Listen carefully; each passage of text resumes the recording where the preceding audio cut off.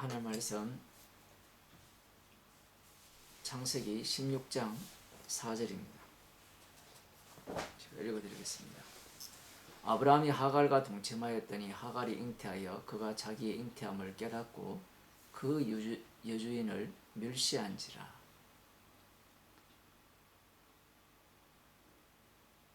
사건 속에 휘말리기 전에는 그 속에 든 것이 무엇인지 외부로 흘러나오지 않습니다. 사레가 하갈을 아브라함의 첩으로 이렇게 지정했던 이유는 이렇게 못된 여자인 줄은 상상도 못했겠죠.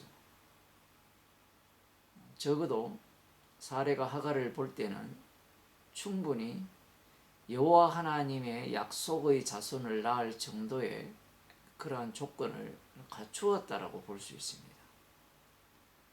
여종들이 하갈 한 사람뿐인 것은 아니었죠. 분명히 약속의 자녀를 낳는데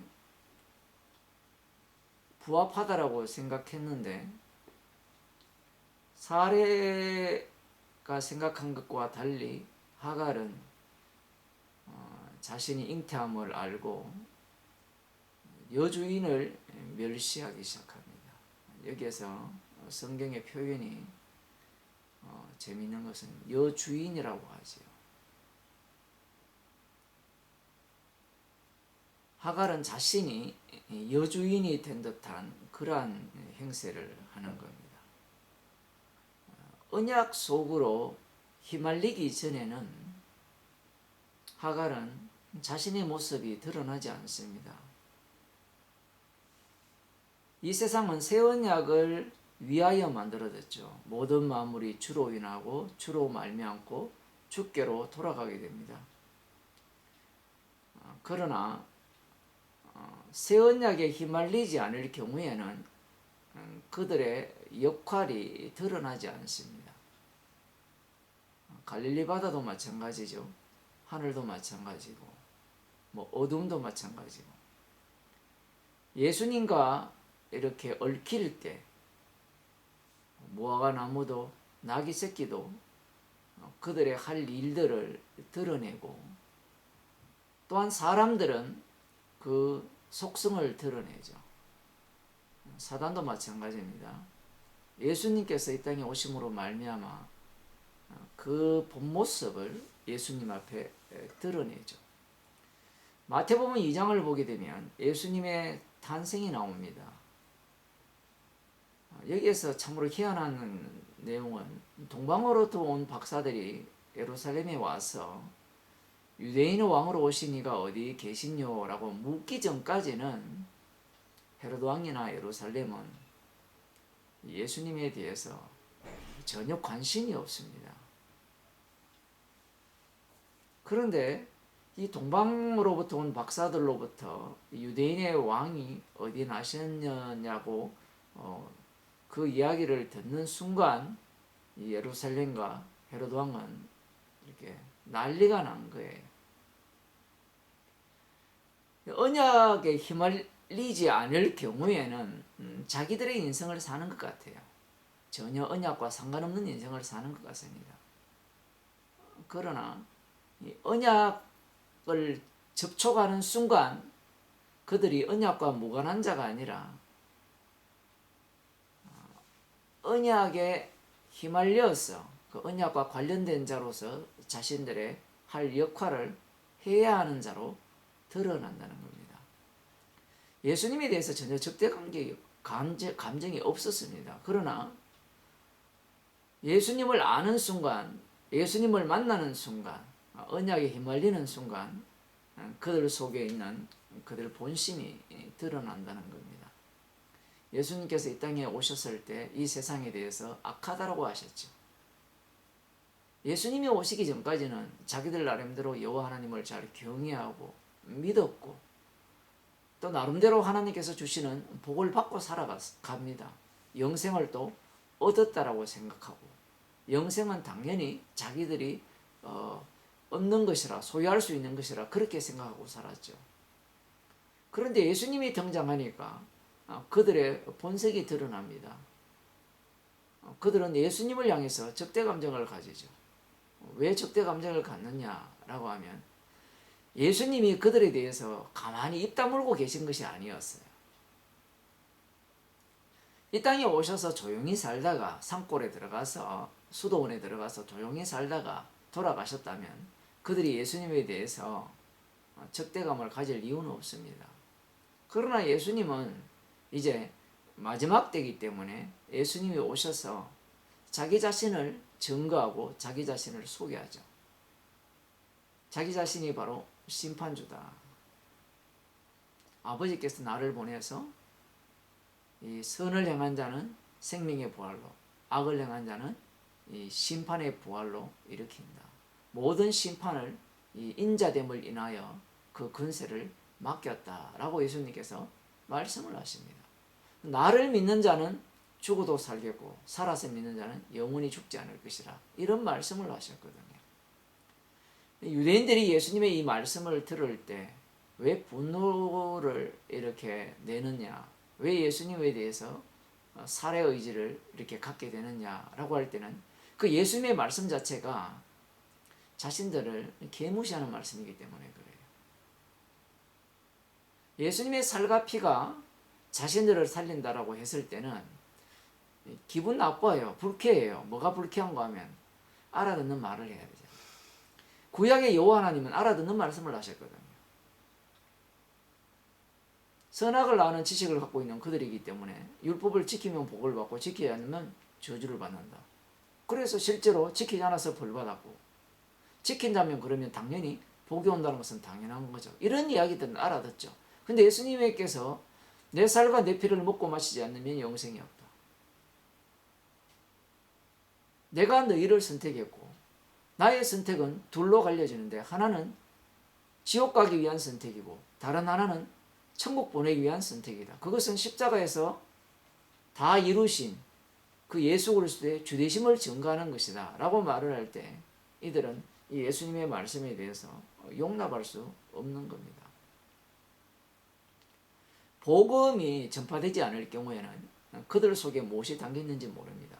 이미 예수님께서 십자가로 다 이루셨기 때문에 이 세상은 십자가로 다 이루신 세상이에요.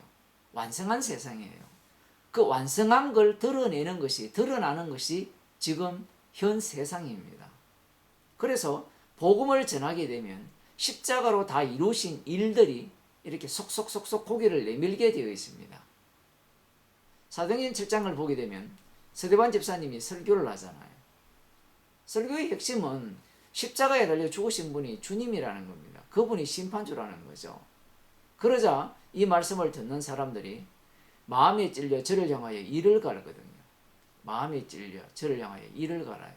이를 간다는 얘기를 예수님께서 여러 번 말씀하셨는데 어디 가서 이를 간다 했습니까? 지옥 가서 이를 갈거든요. 슬피 울며 이를 갈림이 있으리라. 그 일들이 실제로 일어나는 거예요. 여기에서는 이들이 그 스데반 집사님으로부터 듣는 설교 내용 자체가 자기들을 고발하는 내용이거든요. 너무나 불쾌한 이야기입니다. 그 불쾌가 어찌할 거라는 태도로 나오면 참으로 그들에게는 감사한 내용이겠지만 이들은 지금 스데반을 향하여서 이를 갈면서 살해 의지가 일어나는 겁니다. 예수님을 향해서 일어난 그 마음과 전혀 다르지 않습니다. 살해가 복음을 전했다고 볼 수 있어요. 이 종이라는 것은 약속 밖의 사람이거든요. 그런데 지금 이 살해를 끌어당겼죠. 그 살해가 하가를 약속 속으로 끌어당겼습니다. 그런데 희한한 일은 자기가 잉태를 하니까 자기가 마치 주인이 된 듯한 그런 행세를 하면서 자기의 여주인을 무시하는 겁니다. 멸시하죠. 내가 평소에 꿈꾸던 세계라는 겁니다. 복음은 이렇게 십자가에서 다 이루신 일을 드러나게 하는 겁니다. 여기서 놀라운 일은 이 복음을 전할 때 그 언약이 이제 작동하기 시작하잖아요. 그럴 때 어떤 현상이 일어나는가 하면 복음이라는 것이 나쁜 말입니까? 좋은 이야기입니까? 좋은 소식이 복음이잖아요. 사망에서 생명으로 옮기고 죄를 용서하는 거고 천국 백성으로 만들어준다는 것이 복음이거든요. 사실은. 물론 이것은 긍휼을 입은 자에게만 복음이죠. 그래서 십자가의 복음을 전하는데 듣는 자들은 이 복음이 아니라 저주로 들리는 거예요. 그러니 이 귀한 복음을 전하는 자를 멸시하고 무시하는 겁니다. 조롱하기도 하죠. 핍박도 가하기도 하고요. 진노의 그릇들로부터는 이 복음 전파자는 멸시를 당할 수밖에 없습니다. 많은 사람들이 이 복음을 전하면 존중을 받을 것이다, 인정을 받을 것이다, 이런 상상을 해요. 예수님이 생명이시잖아요. 그 생명이 이 땅에 오셔서 생명을 전하셨는데 빛으로 이 땅에 오셔서 어둠 속에 빛을 비쳤을 때 어둠이 어떤 반응을 했습니까? 영접지 않습니다. 미워하고 예수님을 죽여버리죠. 마찬가지예요. 그 일을 성도들이 그대로 당하는 겁니다. 하갈이라는 인물에 대해서 갈라디아서에서 이렇게 언급하고 있어요. 이스마엘에 대해서는 우리가 다음 시간에 보도록 하고요. 여기에 보면 이것은 비유니 23절에 보면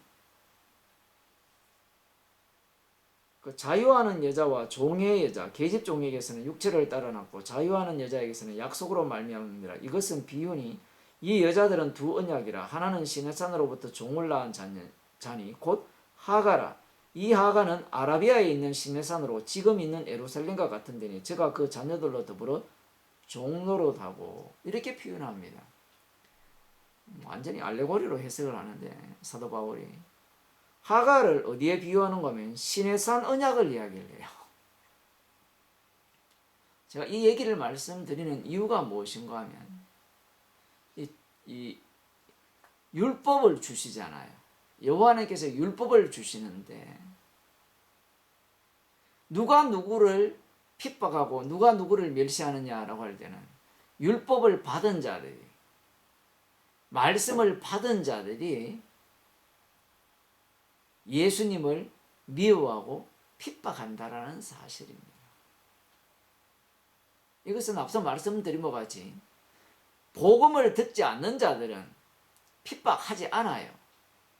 미워하지도 않고 멸시할 이유도 없습니다. 여러분이 나가서 이 세상에 나가서 복음 이야기를 안 해보세요. 그 사람들이 여러분들을 미워합니까? 멸시할 이유가 없죠. 그런데 주님께서 상황을 만들어서 복음을 전할 기회를 주시면 어떤 사태가 벌어집니까? 십자가에서 다 이루신 일이 일어나는 현장이 돼요. 좁은 길로 가는 자가 적기 때문에 수많은 사람들로부터 이 복음에 대해서 거절을 당하고 미움을 당하고 멸시를 당하죠. 그러니까 복음 이야기하면 사람들이 뭐라고 생각해요? 이 십자가 복음 이야기하면. 그거는 정신병자가 믿는 이야기죠.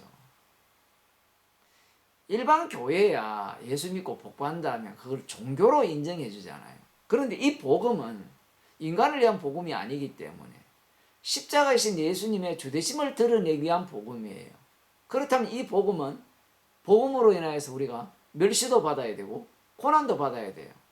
그게 십자가로 인하여서 구원받은 자가 당할 일입니다. 왜 그러냐? 주님께서 우리를 구원하신 것은 십자가의 정의로 불렀거든요.